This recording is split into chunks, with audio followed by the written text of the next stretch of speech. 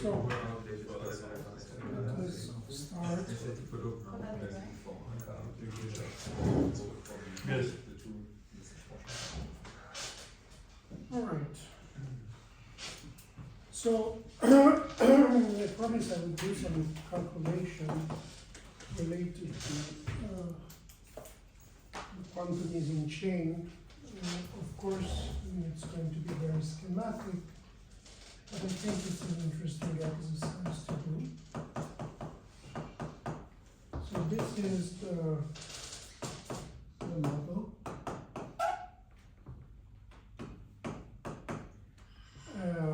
So it's Ising interactions in the x direction subject to Poisson's field. Now this is a pretty well-known many-body system for the simple reason is that that is one of the few integrable models in terms of free particles. And in particular, it's a model, if you read the book by Sachs, Quantum Phase Transitions, there is at least the first 2 chapters about this, because it's a model that has a quantum phase transition between a quantum paramagnet for lambda greater than 1 and a quantum ferromagnet for lambdas more than 1. And the quantum phase transition is at lambda equal to 1. And you can easily see that this is a paramagnet, for example, for lambda going to infinity, because in that case the ground state is going to be all spins pointing in the z direction, the direction of the magnetic field. Sorry. Yes? May I ask a very nasty question, but what do you mean by integrability here? What do I mean? By integrability? Well, I could mean many things. Yeah, exactly. So integrability means I can solve it exactly in terms of, I can put it in diagonal form in terms of free fermions. Okay, so Integrability means that if you study a finite size system, then level spacing statistics is Poisson. Integrability means, yeah, so that's what it means. Okay, thank you. Means many things, right? So in this particular case, it means all of them. So anyway, why this is, okay, here I'm confusing you because usually this is the x direction and the z direction is like that, but you already understand that I'm doing things strangely. Time for me goes this way, so anyway, it's okay. So, and in particular, this is a paramagnet, that because if you realize that this state is equal to 1 over square root of 2 plus down, where up and down is the x direction, then you see that this state is going to be the linear combination of, with equal coefficients of, so 1 over 2 to the power n over 2 of sigma, all possible strings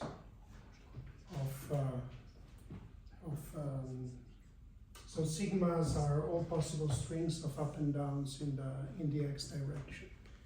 So it's a paramagnet in this sense that you have a coherent combination of all possible states, all possible, like in a classical paramagnet, you have equal probability to be up or down. Here you have all possible linear combinations of these states, while in this, for lambda equal to 1, you have in the thermodynamic limit 2 states that are degenerate, that are all spins up, all spins down. So, and in particular, you have a phase transition between the two for lambda equal to 1, which the gap in the spectrum vanishes. So the nice thing of this model is that the nice thing of this model is that this is the, Sorry, no, it's okay, it's okay. but these two states are not eigenvalues, right? exactly. No, I mean, here I'm taking, this would be an eigenstate for lambda equal to infinity. Okay. So when this is much, much larger than this one. And this would be an eigenstate when lambda is equal to 0. Probably opposite. No. So that's what I'm confusing you, because you see this and you think this is x. This is a z. So Okay. It's written in the basis of x. Okay. Right. Okay. forget it. Let's do things properly, right? So let's- Yeah, it will be much more Okay, so usual I'm way to sure that define. you're, so I will have to translate all my notes, but Okay. Is there? you know, when you get old, you have to keep your brain young, so that's why I change continuously notations. Is So there? otherwise, you get used to notations, you think always in the same way, and then it gets boring. Anyway, is it clear now? Yeah. Okay, fantastic. So now this problem, it's good because it can be solved exactly, right? So how it can be solved exactly using Jordan-Wigner transformation, and in particular what you do is you first rewrite it in terms of sigma plus minus I, which is now I'm going to translate it myself. Sigma z plus minus I sigma y. So that's why it was better to anyway.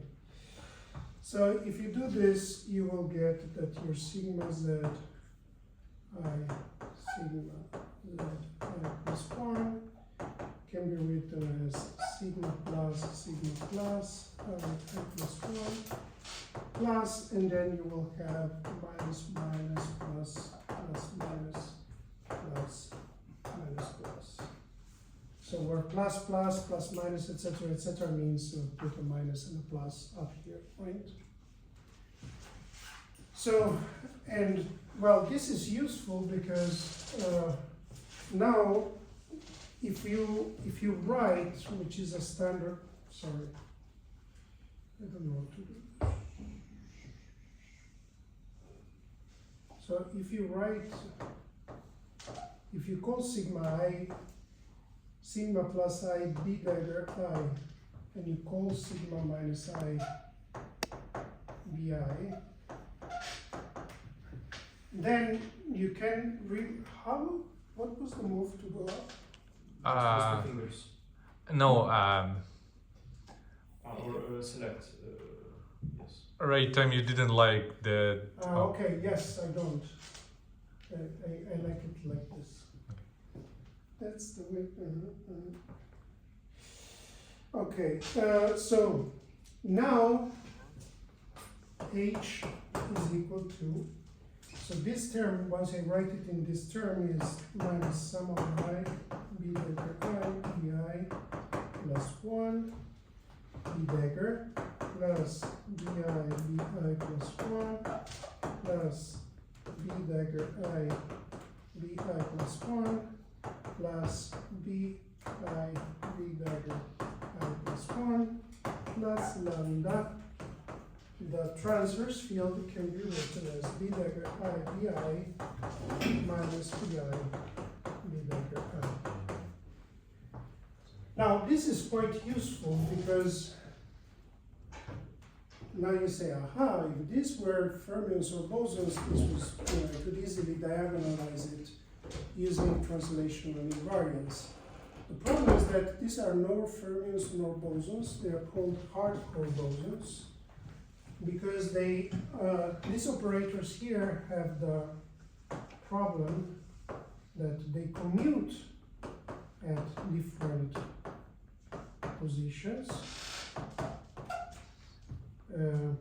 So for I not equal to j, but at the same position they anti-commute. So we write.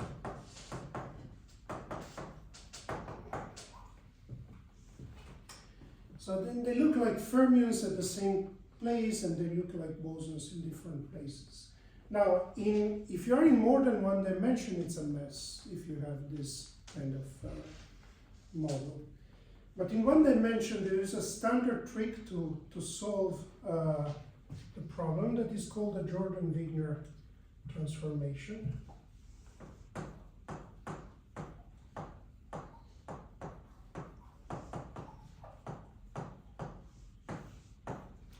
And the Jordan-Wigner transformation consists in stating that psi I, in introducing some operators, psi I equal to bi exponential of minus I pi, sum over j from 0 to I minus 1 of b dagger I bi.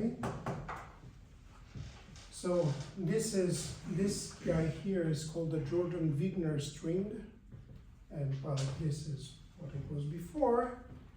And I leave it to you to prove that if you introduce these operators, you get some nice fermionic commutation relations.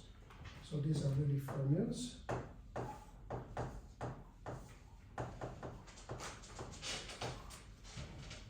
And in addition to this,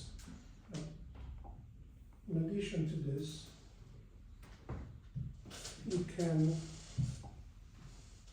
rewrite your Hamiltonian in a simple way, just by looking at this, and whenever you saw a B, you replace it with a psi. Whenever you saw a B dagger, you replaced it with a psi dagger. Very simple, right? So whatever was, I write it here, I don't rewrite the whole Hamiltonian. Whatever was a B becomes a psi I, whatever was a B dagger becomes psi dagger, and your Hamiltonian is just rewritten in terms of fermions. How about the boundary condition? Oh, don't complicate my life too much. Let's skip that. You're right. Boundary conditions are subtle, but I'm avoiding even thinking about that story. Okay, so if you're interested in boundary conditions and all sorts of complications about this model, there is a very nice review online. It's called a quantum Ising something, I don't know, quantum Ising model for pedestrians probably, by Giuseppe Santoro, Angelo Russomano,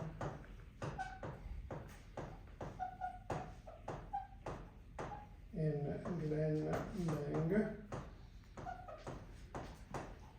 It's really nicely written. So if you want to learn this subject and learn how to compute correlation functions, even of the order parameters, so the simple ones, the complicated ones, how to do Pfaffians, how to take a asymptotic limit of Pfaffians, etc., you read that review. If you want something a bit simpler, and you don't want to know everything, but you want to know something, the book by Nagaosa, it's called Condensed Matter Physics. There are two books. They are very, very narrow, unlike Mahan or Landau-Lifshitz or complicated things. Two very narrow books, very nice books, very useful books about advanced condensed matter physics. The second one is called Strongly Correlated Systems, and starts with a discussion of diagonalization using the Jordan-Wigner transformation of spin chains. But then it doesn't dwell too much into details of correlation functions because it does all the calculations using bosonization. So if you're interested in learning advanced topics for one-dimensional systems, this is the place. The third chapter is about conformal field theory. So it's really interesting.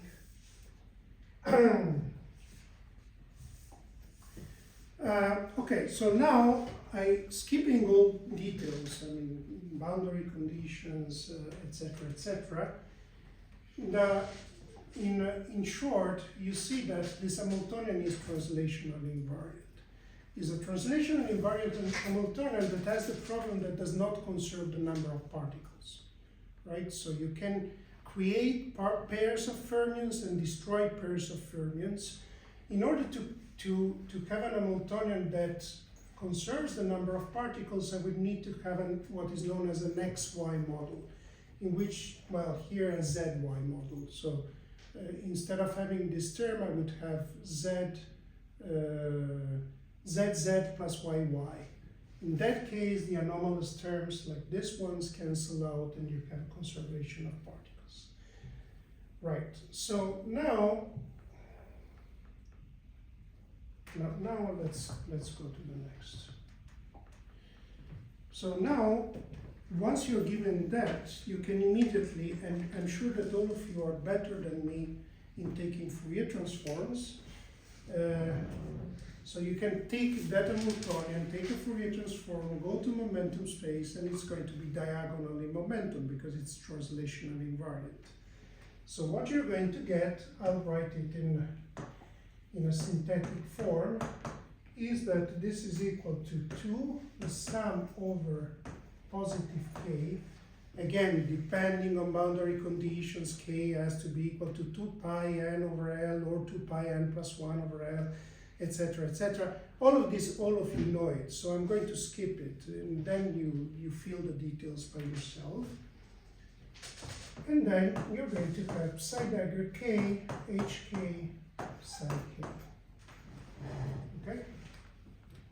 So this is a spinorial representation of the Hamiltonian in which psi k is equal to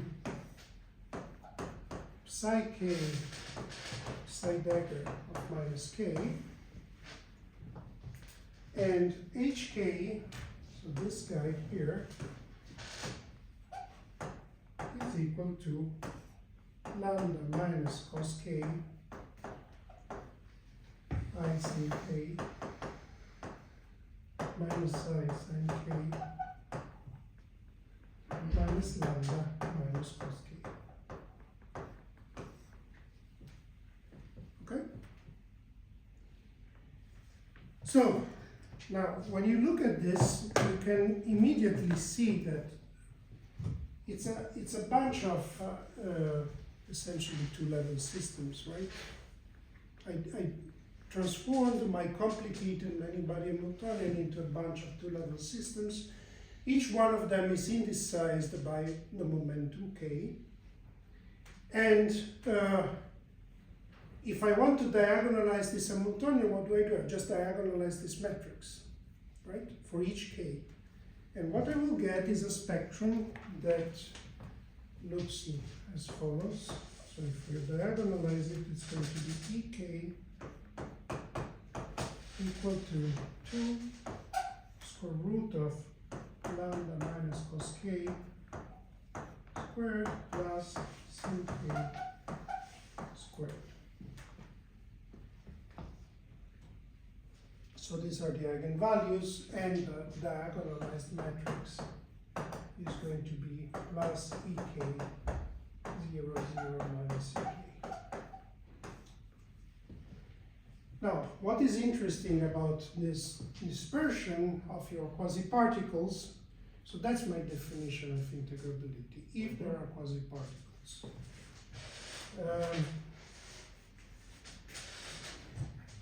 Okay, so if you take it for small momenta, k goes to 0, and you linearize it, you see that this is 2 square root of lambda minus 1 squared plus k squared. This lambda minus 1, you can write it as m squared, and it becomes the standard relativistic dispersion, which is a consequence of the fact that this model is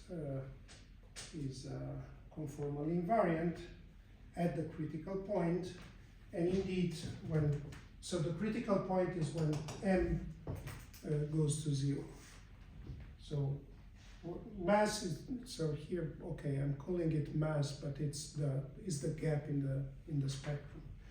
So it's when m goes to 0, you have a linear dispersion and it's completely gapless. So that's the problem I was mentioning before. So if you want to now do this calculation, explicitly, you would have to transform your Hamiltonian using some rotation. I'm just going very fast because I don't want to spend too much time. So the sigma here without a hat is just really the matrix. So +1, 0, 0, -1. Or actually, let me write it so that you don't get confused. 1, 0, 0, -1. And UK is cos theta sin theta k is a standard sin theta k cos theta k, where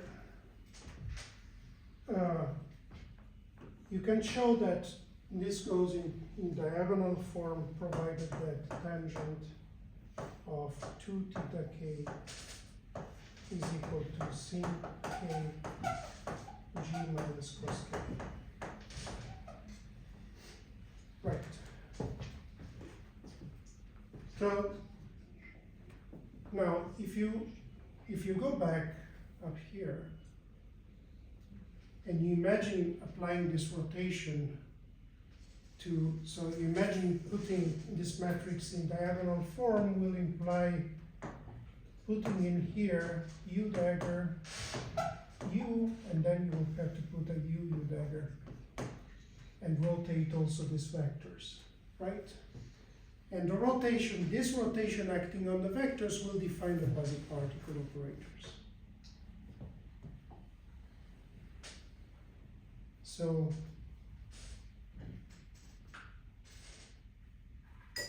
am I going too fast? No? So the quasi-particle operators are going to be gamma k equal to cos theta k psi k plus sin theta k psi dagger minus k. Okay, so we diagonalized the quantumism here. Maybe I missed something, but what is small g? No, it's a lambda. Small g is lambda.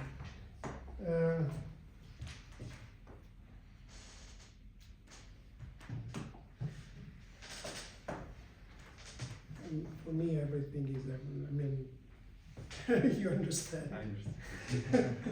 I always start my courses telling my students that I use notations in which h bar is equal to c, is equal to k Boltzmann, is equal to pi, is equal to 2, is equal to I, is equal to -1, is equal to 1. Everything is equal to 1. Because okay, fine. Very natural. I get confused. I mean, I'm a human being, right? So anyway, so now we understand how to diagonalize this. Sorry, maybe it's irrelevant, sorry if it is, Yes. but in this gamma k operator, isn't there a minus sine theta? Because we have to apply u k dagger. No, because you have to do the dagger, right? So you have to apply u dagger to psi, right? So u dagger is going to be the dagger of this, that is cos sin, cos minus sin, you're right. Sin cos, then psi. Yes, there is a minus. Correct. Thank you. Okay, so now that we know how to diagonalize this, it's the point is that we want to know how to use this for dynamics. And here comes the story of Chern and Levitov, so I'm going to synthesize it a lot. So what they say is the following. So suppose that I'm sitting at t equal to -infinity, I'm varying my lambda as lambda t equal to 1 minus vt. So I'm at minus infinity, I'm deep in the paramagnetic phase. And at t equal to 0, I pass through the ferromagnetic phase. And what is my initial state? My initial state in the paramagnetic phase, if you look at the Hamiltonian, when lambda is equal to infinity, this Hamiltonian here, this 2 by 2 Hamiltonian is diagonalized, is already diagonal, right? If you send these lambdas to infinity, the sine and cosine will not matter, they will disappear in comparison. So it's already in diagonal form, which means that you can think of, initial state as being psi equal to the product over k positive of the vacua of k. The vacua are the states that are annihilated by gamma, so defined by gamma k, mu k equal, or psi k equal to 0. I just have a question about the Yes. notation. The small gamma k is now just a component of now a new Yes. spinner, so like big gamma k or something. Yeah, the big gamma k is going to be gamma k, gamma diagrams. Okay, yeah, thank you. All right. So now, as this guy time evolves, what happens? What happens is that this gamma k is the eigenstate of. I mean, you should think of it as a vector sitting here, and this psi k, and as time evolves, you will get mixed into the various eigenstates of this 2 by 2 Hamiltonian, right? Now, the 2 by 2 Hamiltonian, because of parity symmetry, will correspond to the vacuum psi k of t.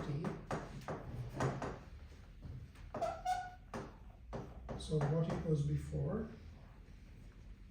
So, okay, my new wave function, my psi of t, is going to be always in the product form, because if I start in the product form, I will end up in the product form because the Hamiltonian is diagonal in k.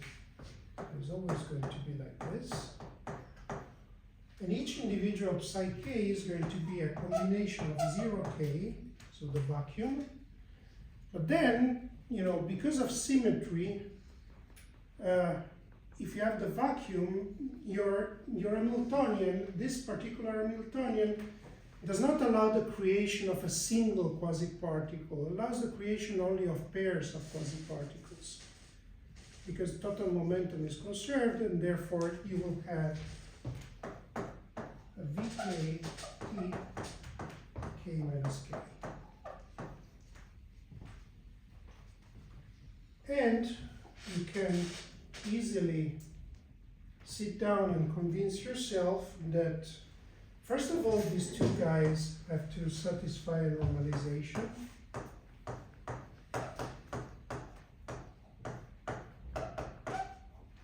So this is thing number one. And thing number two is that the equations of motion, so this is an exercise.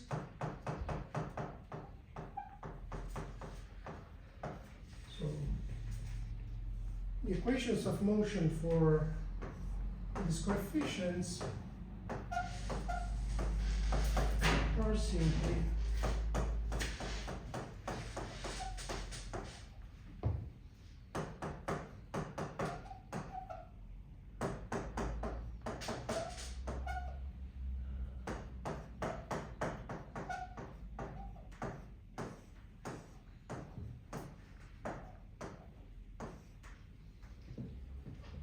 these ones.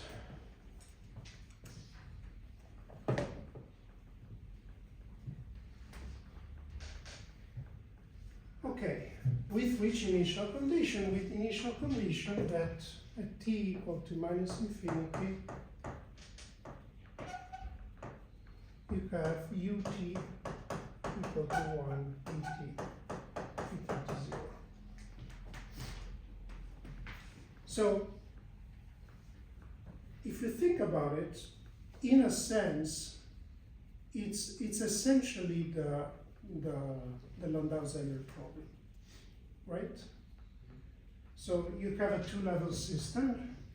You are varying the diagonal parts of these two-level systems in time, and you're going through an avoided crossing. Of course, the gap in the avoided crossing that you're going to, where is the avoided crossing will depend on k because of this cos k, and the gap in the avoided crossing will depend on k because of sine k, right? But the physics is that of a Landau-Zeller problem. You agree?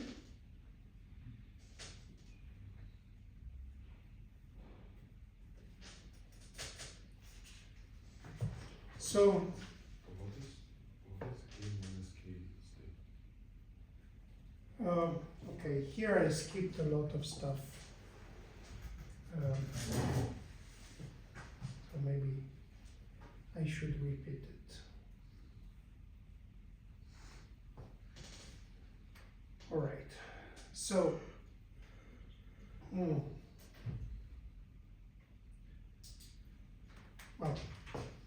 the short answer is this guy here is the state created by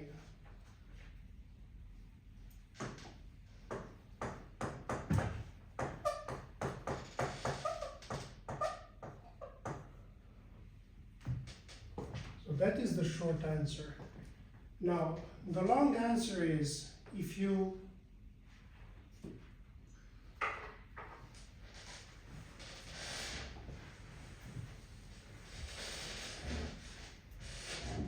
how would I explain it? The long answer is if you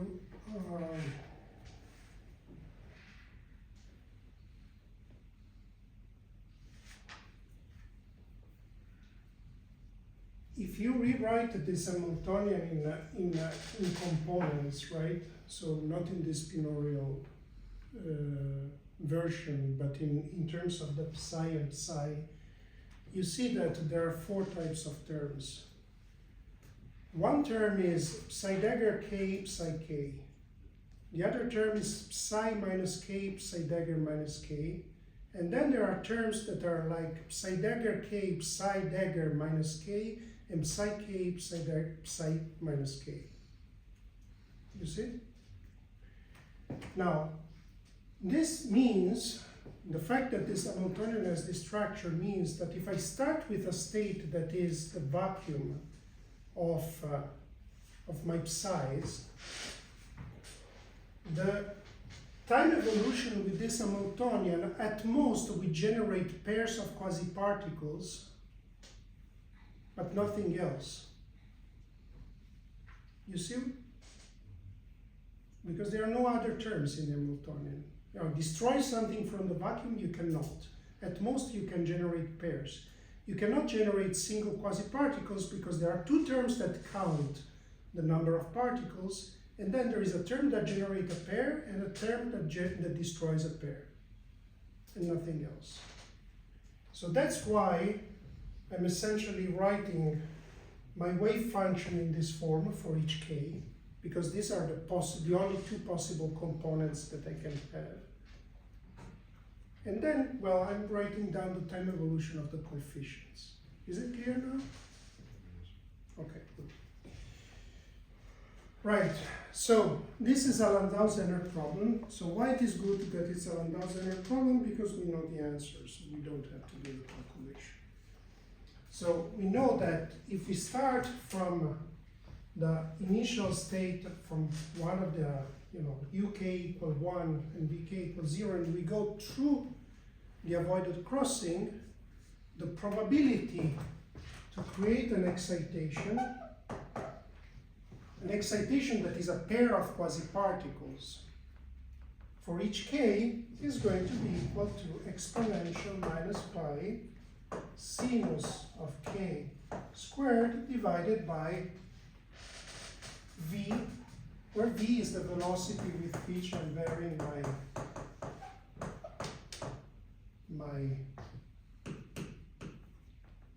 my lambda. It's a Landau-Zenner story, nothing else. And in particular, so before someone asked me, what is a defect? You asked me what is a defect before when we were walking out. And it's a good question, what is a defect? So here I don't have to do hand waving stuff. I can state precisely what I am calculating. I'm calculating as I go through the avoided crossing the density of excitations with respect to the ground state that I get. Why this density of excitations is a defect? Because, for example, if you get all the way to lambda equal to 0, where, okay, I don't have it anymore, but the only term in the Hamiltonian is sigma z, sigma z. In this case, you know that the ground state is all strings pointing in the same direction, and each excitation is a kink. So, in a sense, counting the number of defects or counting the number of excitations is equivalent to counting the number of kinks in this particular model. So here everything is well defined. So total density of kinks therefore is roughly equal to 1 over L sum over K, P of K. And then, well, you transform this sum into an integral, and you will get L over pi, 1 over L goes with L, integral 0 pi, dk, dk, and, well, so here, of course, since this is a, sin k divided by v, you see immediately that since this sinus is sitting in the exponent, the integral is going to be dominated by small k's, and therefore I can linearize this sign, and I will get 1 over 2 pi integral between 0 and plus infinity dk e to the minus pi k squared over v. And, well, this goes like square root of v. You just look at it and you see it. So what I discovered is that my density of kinks for this particular calculation goes like square root of square root of v. And so now what I can do is I can go back to the expression of my hand waving argument I had before. So the expression was that the density of kinks should go like mu d 1 plus mu z. So for the easy model, mu is equal to 1, z is equal to 1, d is equal to 1, and therefore square root of v makes a lot of sense. We lost 1. Can I just ask a bit, just 2 lines? Yes. Okay. When can I just show it? Like we have this operator, Yes. and you said this is it creates a pair of quasi-particles. But Yes. quasi-particles are created by gamma operators, not this. Not Okay. the. Yeah, that is due to the fact that I'm thinking of, okay, I'm messing up things because I'm thinking of the evolution here in the Schrödinger representation. Well, so I'm thinking about quasi-particles in in the basis that diagonalizes the original Hamiltonian, right? So, but these are gamma. Okay. Yes, but in the original Hamiltonian, when t goes to minus infinity, Ah, the Hamiltonian, so the gammas are the same as the psi's, I understand. because the rotation is essentially the identity. Okay? Okay. So that's the reason. Okay, good. So you see from this nice calculation that everything, follows, and this Kibble-Zurek is not just some hand-waving stuff. Now, what is interesting is that, well, first of all, my suggestion is if you're interested in this subject, read the paper by Cherry and Levitov. It's a very nice paper. Maybe read the paper by Santoro and company before, so that you will appreciate also the part in which they calculate correlation functions. That is very non-trivial. All right, so now that we have done this was the end of the thermodynamics part of the story. And I promised that I would now switch gears and go to a different subject. And the subject is the characterization of the dynamics of these thermally isolated systems using more condensed matter-like measures. So in condensed matter physics, all condensed matter physics is done with correlation functions and response functions. Nothing else. That's what you compute. Conductivity, density correlation, structure factor, whatever. Even quasi-particles, even integrability could be defined in terms of having a well-defined peak in correlation functions, because that's what defines having a good quasi-particle. In any case, the point now is, first of all, so imagine that, again, I do what we have been doing up to now, so quantum quench, I change system parameters, and I look at the dynamics as a function of time. The question I can have is, so my system is evolving as a function of time, some observables are doing something, typically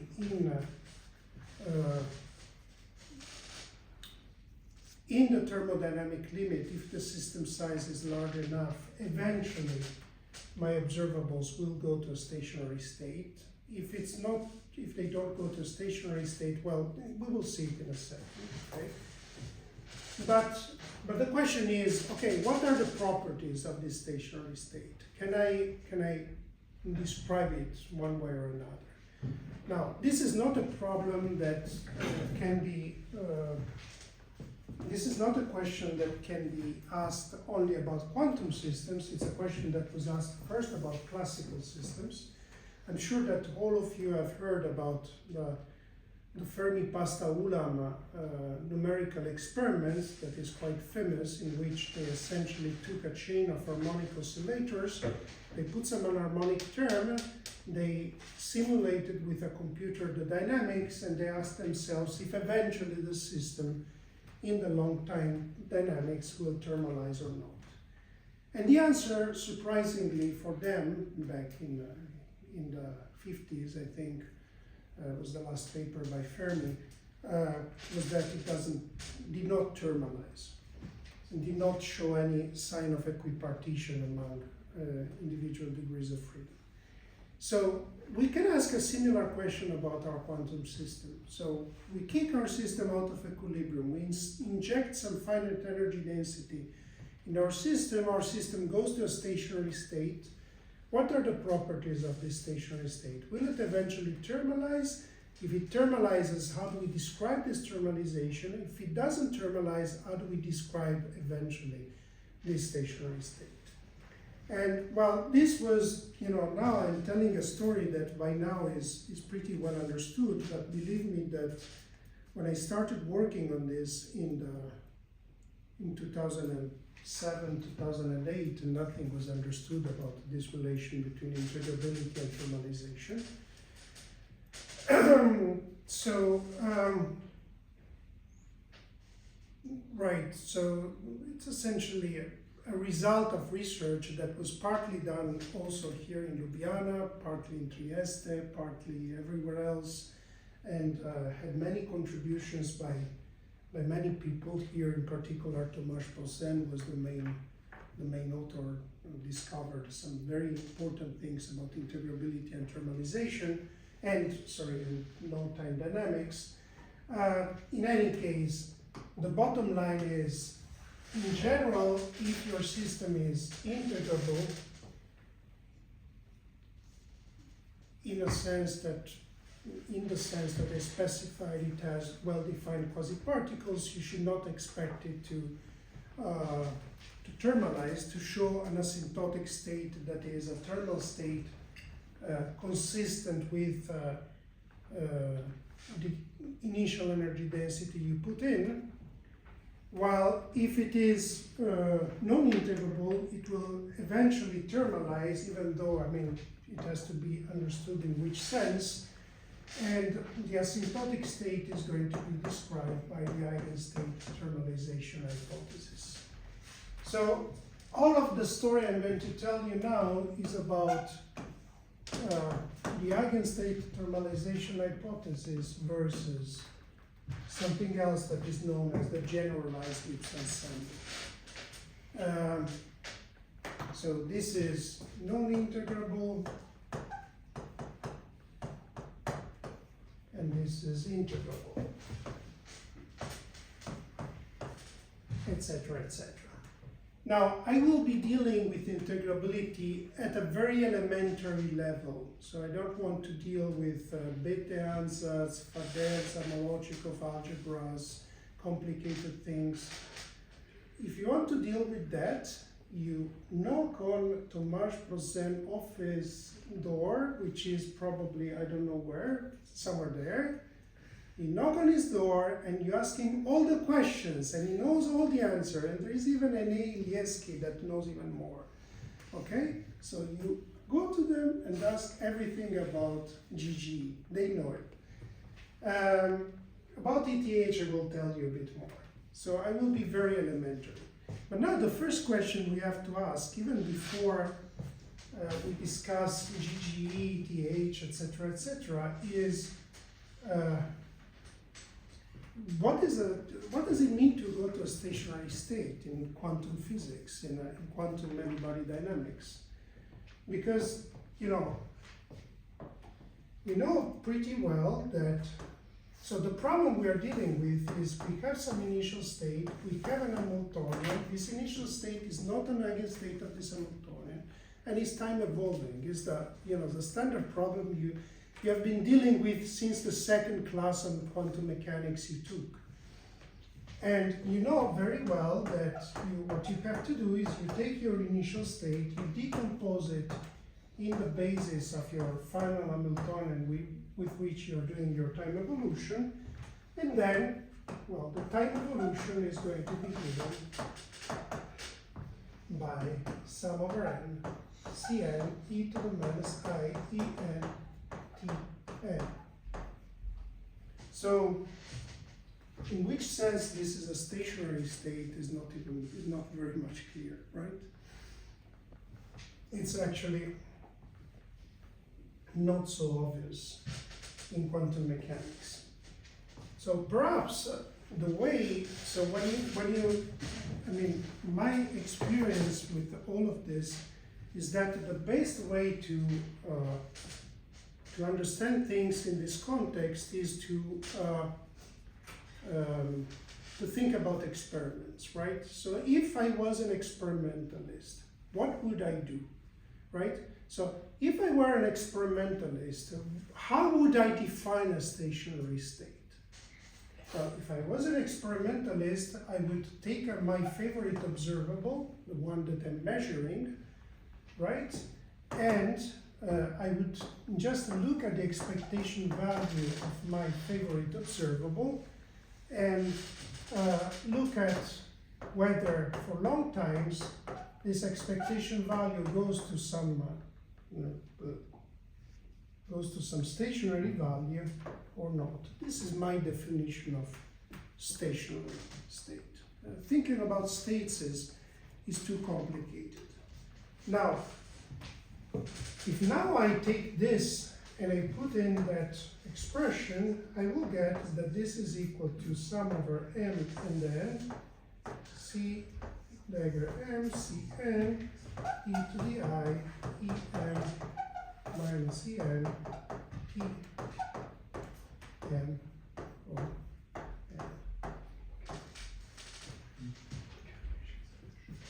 Okay, so now, do I always go to a stationary state?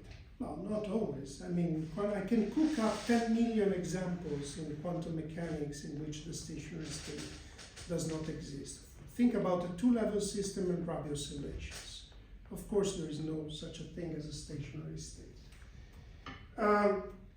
So, in particular, but one thing that I know is that, no, wait a second. One thing that I know is that if a stationary state exists, sorry, in that sense,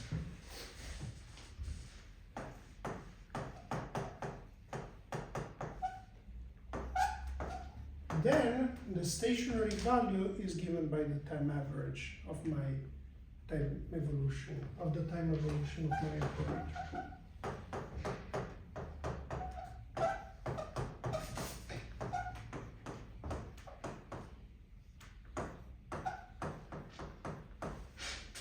Okay?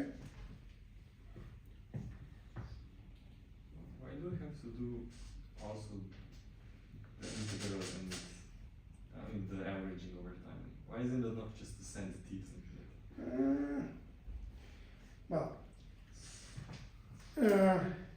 first of all, the limit, if you have a discrete spectrum, the limit does not exist, because it just right?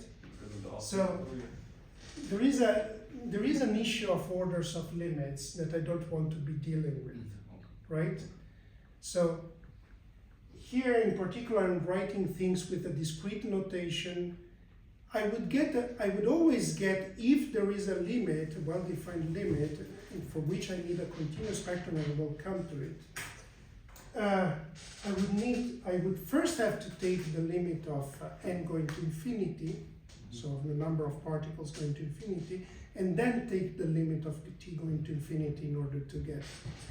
Now the trick of doing the time average is like, makes everything kosher in a nice way. So it's, usually it's everything is cool, right? So you don't have to think about these details anymore, about orders of limits. Because if the limit exists, then it's going to be equal to the time average. But the time average can exist even if the limit does not exist. Okay? I see what You see what I mean? you mean. Right. So, and now, why the time average is cool? Because you see, okay, from now on I will call this the time average. I will use this notation. So the overbar means time average. Now the overbar of your O of t is what? Let's look at what we wrote before, at that expression. It's going to be sum over n and then c star m cn and then e to the I en minus en t bar m o n. Now, this time average, well, all of us know how to do it, right? It's if the spectrum is not degenerate, then this time average means that this is delta and then if the spectrum is not degenerate. If it is degenerated, you can also deal with that situation. It's just a bit more complicated. And then what you get is that this is equal to, you use the delta function, sum over n, Cn squared, n O. Or you can write it as trace rho d rho, where rho d is sum over n, Cn squared, n. Rho d is called the diagonal ensemble, obviously, right? Because it's diagonal in the energy eigenbasis. So if the stationary state exists, then the stationary state value of my expectation value of my operator is given by the trace over the diagonal ensemble. Now, this is a very useful but a very dangerous concept as well,